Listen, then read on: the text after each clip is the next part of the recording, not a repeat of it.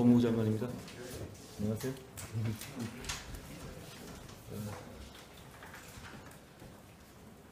오랜만입니다. 시작할까요? 간단히 설명드릴 게 있어서 기자님들 모시게 됐습니다. 법무부의 정재민 송무심의관, 그리고 김영준 검사, 강형광 사무관 실무자로서 함께했습니다. 병역의 의무를 다하는 것은 동료 시민과 국가에 대한 봉사이자 희생입니다. 그렇기 때문에 존경과 보답을 받아야 마땅하죠. 오늘 법무부는 오히려 병역 의무를 다하는 사람들이 불이익을 받는 제도들을 찾아서 개선하고자 합니다. 추진하고자 하는 내용은 두 가지입니다. 첫째, 국가배상 액수 산정 시에 병역 의무 대상 남성에 대한 차별을 폐지하는 국가배상법 시행령 개정을 추진하고, 둘째, 법률상 금지됐던 전사, 순직한 군인, 경찰, 유족의 국가 상대 위자료 청구를 가능하게 하는 국가배상법의 개정을 추진합니다. 먼저 추진하는 내용을 설명드리고 추진하게 된 배경도 간단히 설명드리겠습니다. 첫째, 국가배상 액수 산정 시에 성별에 따른 차별을 폐지하는 내용으로 국가배상법 시행령을 개정하겠습니다. 현재는 국가의 과오로 남학생과 여학생이 크게 다치거나 사망한 경우에 남학생이 여학생보다 대부분의 경우에 적은 액수의 국가배상을 받게 됩니다. 이상하지 않습니까? 그런데 사실입니다. 그동안 그래왔습니다. 그 이유는 국가배상액의 산정 시에 병역 의무 대상 가능성 있는 남성의 경우에는 예상되는 복무 기간만큼은 취업이 불가능하다고, 돈을 벌 수 없을 거라고 보고 그 기간을 배상액 산정에서 제외하고 있기 때문입니다.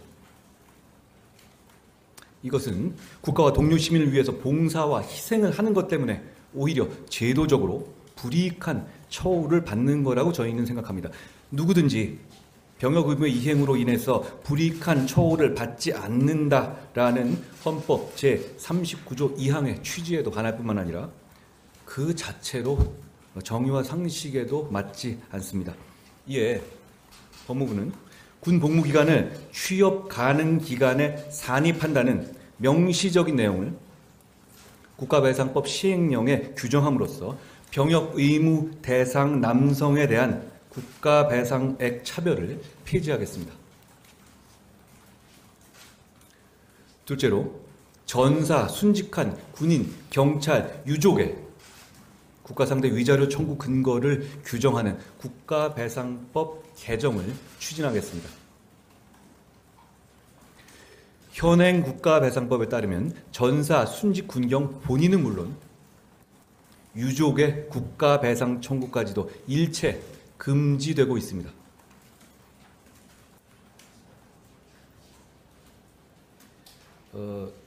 최근에 있었던 여러 가지 사회적 참사로 인한 피해 보상이나 배상과 비교해 볼 때 이게 얼마나 불합리한 것인지는 금방 이해하실 수 있을 것 같습니다. 그러나 저희는 이번 법률 개정으로 유족 고유의 정신적 고통으로 인한 위자료 청구를 법적으로 가능하게 하려는 겁니다.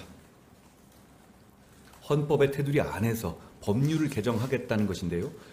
헌법 제29조 2항은 이중배상의 금지를 규정하면서 군경 본인만을 규정하고 있을 뿐 유족에 대해서는 규정하고 있지 않습니다.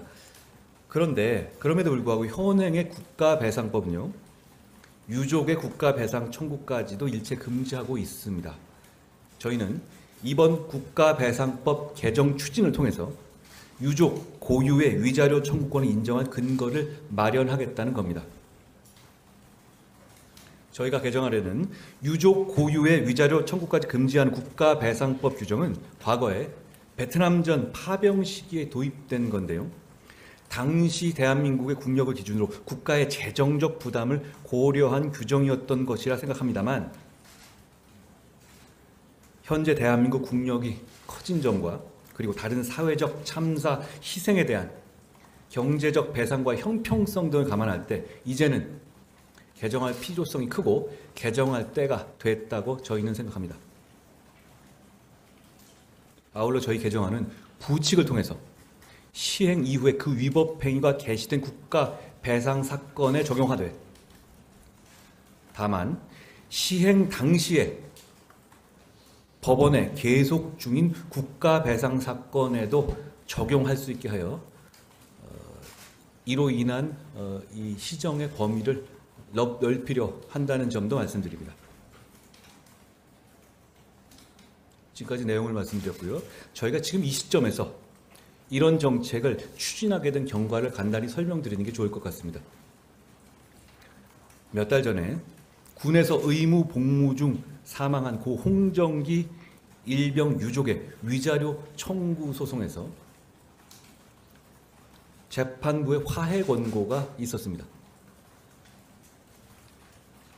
저희는 수행청인 의무사령부로부터 그 상황을 보고받고 국가와 국민에게 봉사하기 위해서 입대한 청년이 안타깝게 돌아가신 사안이라는 점에서 저희 법무부는 장관 주재로 여러 차례 심도 깊은 회의를 했습니다. 그러나 군경 유족이 국가배상 청구를 할 수 없다는 현행 국가배상법의 명문 규정상 입법이 아닌 저희의 법 해석을 통해서는 유족의 위자료 청구권 자체를 인정하기 어렵다는 결론에 도달했고요. 그래서 화해 권고를 수용하지 않았습니다. 그렇지만 그때부터 저희는 군경 유족에게 국가 배상 청구를 금지하는 법률이 아까 말씀드린 이유에서 이제는 바뀔 필요가 있고 그럴 때가 됐다고 판단했고요. 그래서 차제에 국가 배상법을 개정해서 유족에게 독자적 위자료를 청구할 수 있는 길을 만들어 주는 것을 추진하기로 했던 겁니다. 꼭 그 사안만을 위해서 만든 건 아닙니다만 부칙으로 소송이 계속 중인 사안에 대해서도 적용 가능하게 했다는 점도 말씀드립니다. 군에서 자식을 잃은 부모의 정신적 고통은 고인과는 별도로 고유한 것이라고 생각합니다. 그리고 이제 선진국이 된 대한민국의 상황도 고려해야 한다고 생각합니다. 국가배상법 자체는 법무부의 소관 법률입니다. 그렇지만 법무부는 국방부와 경찰, 해경과도 이 내용에서 충분히 협의했고 개선 방향에 대해서 함께 공감했다는 말씀도 드립니다. 나아가 저희가 그 논의를 하고 준비하는 과정에서 법무부는 이번 기회에 지금 우리가 얘기한 위족의 위자료 청구권 배제와 같이 병역 의무자에게 불합리하게 불이익을 주는 제도를 더 적극적으로 찾아보고 이 차제 한번 같이 개선해보자, 앞으로 개선해보자라고 판단하고 관련 법제의 전반을 실무자들을 통해서 검토했습니다. 그 과정에서 저희가 오늘 처음 말씀드린 국가 배상액 산정 시의 병역 의무 대상 남성에 대한 불이익의 점에 대해서도 함께 적극적으로 개선하기로 했고 그래서 오늘 발표에 이르게 된 것이라는 말씀드립니다. 국가와 동료 시민을 위해서 병역 의무를 다하는 사람들은 존경과 보답을 받아 마땅합니다만 오히려 불이익을 받는 불합리한 제도들이 있어 왔고 지금도 있을 거라고 생각합니다. 법무부의 오늘 이번 두 가지 결정은 그런 불합리한 제도들을 적극적으로 찾아 개선하려는 노력입니다. 저희는 앞으로도 열심히 찾아서 제대로 고치겠다는 말씀을 드립니다. 고맙습니다. 질의가 있으시면 주시면 저희가 답드리겠습니다. 카메라 그냥 가시죠.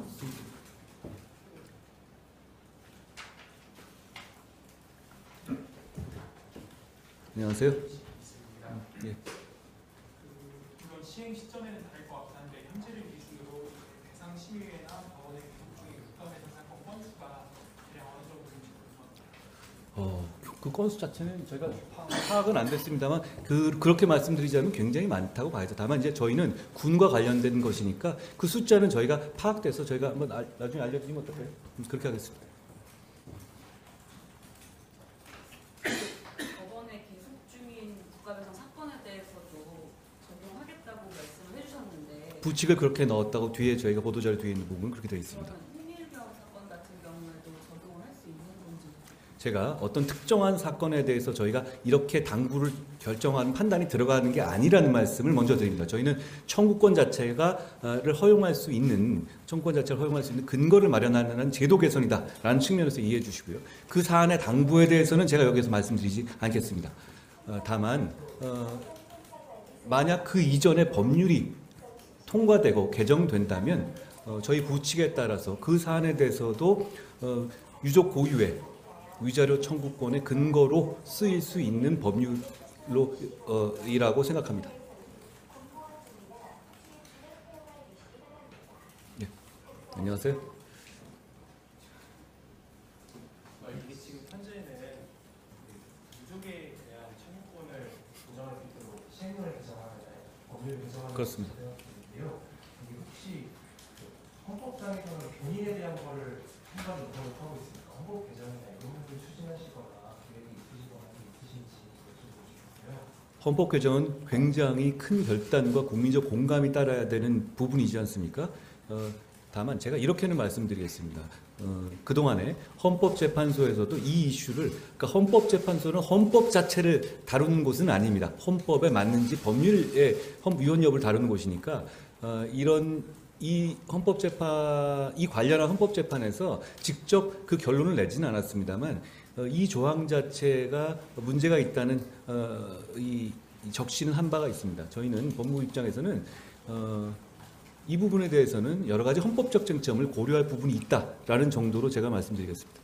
다만 저희는 현실 세계에서 법을 만들고 국민의 억울함을 풀어주는 것을 목표로 하고 있는 기관입니다. 그렇기 때문에 헌법을 존중하는 테두리 안에서 법률을 개정하고 시행령을 개정하고 그리고 그걸 적용하는 부서입니다. 그렇기 때문에 본인에 대해서는 이렇게 말씀드리죠. 헌법을 보면 아까 제가 설명드린 것처럼 군인 본인에 대해서는 명확하게 이중배상 금지로 별도 청구가 안 되게 돼 있죠.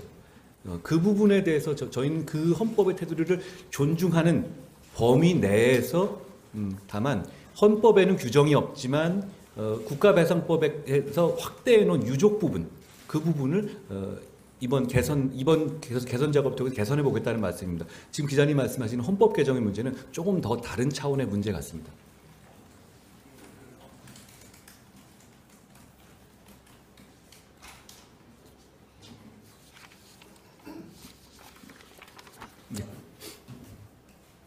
SBS 한표인데요. 안녕하세요. 국가 대상 선정 시 이제 남성 병역 의무자의 복무기간 산입하는 이 부분 혹시 그럼 그동안 이게 없어가지고 남녀가 크게 차이 났던 사례를 말씀해 주시죠. 어떤 특별한 이런 경우는 이렇거든요. 그러니까 그 어린 학생들에 대한 거가 될 거예요. 왜냐하면 군복무 하기 이전에 사망하거나 정말로 완전히 일시 수입을 계산해야 할 정도로 크게 다친 경우만 해당하니까 그 사안 자체를 저희가 뭐 프라이버시상 그렇게 하나 공개하기는 어렵고요.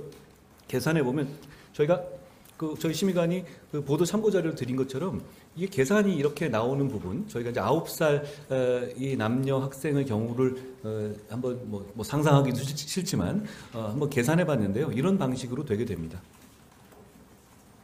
그러니까 지금 기준 18개월 동안은 이 임금 활동을 하기 어렵다. 그러니까 군복무 나오는 월급 정도를 받을 것이다. 그러니까 일시수입이라는 게 이런 거거든요.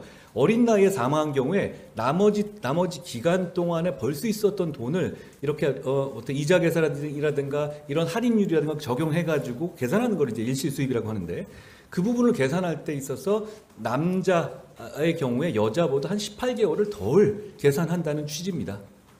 그게 왜 불합리한지에 대해서는 뭐 제가 더 말씀할 필요는 없을 것 같습니다. 왜냐하면 병역 의무를 이행하는 것은 상을 받아야 될 일이지 벌을 받을 일이 아니잖아요. 그런데 이걸 그렇게 칼같이 이렇게 계산한다? 물론 이런 식의 계산이 뭐 그렇게 맞을 수도 있는데요. 개발적으로. 그렇지만 저는 이게 국가가 병역 의무자들을 대하는 태도, 애티튜드의 문제라고 생각합니다. 그 문제에서 이 문제는 저희가 이렇게 시행령으로 명확하게 규정하는 것이 필요하다고 판단한 겁니다. 네. 안녕하세요.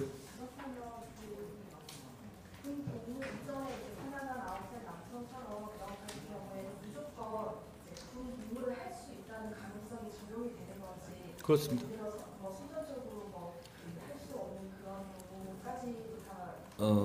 이제 선천적으로 그럴 경우까지는 배제가 될 텐데 그렇지만 이제 많은 경우에는 그러니까 요 정도 나이에서 있는 사람 사실상 나중엔 면제가 될 수도 있잖아요. 그렇지만 그런 가능성까지 감안하지 않고 일단 이 부분에 대해서는 군복무를 한다라는 전제로 지금 현재까지 관행적으로 국가배상심의회라든가 법원 관행이 그렇게 되고 있는 것으로 알고 있습니다.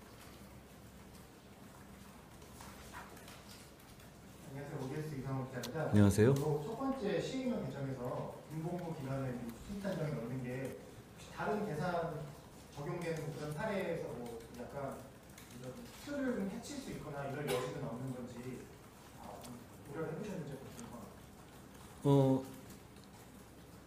이 부분에 대해서는 그냥 차별을 없애는 거라고 이해하시면 될 것 같습니다. 그러니까 같은 사고에서 남성과 여성 학생, 여학생, 남학생과 여학생이 사고를 당했을 때 그 차등, 그 손해배상을 액수가 차등이 나는 게 좀 이상하지 않습니까? 똑같은 나이고 그렇다면? 그러면 그렇기 때문에 이건 계산상의 어떤 특별하게 틀을 해칠 만한 문제는 아닌 겁니다. 그리고 병역 의무를 대하는 입장에 대해서는 저는 좀 틀을 해쳐도 된다고 생각합니다. 뭐 그렇지만 다시 생각해봐도 틀을 해칠 것 같지는 않습니다만. 예.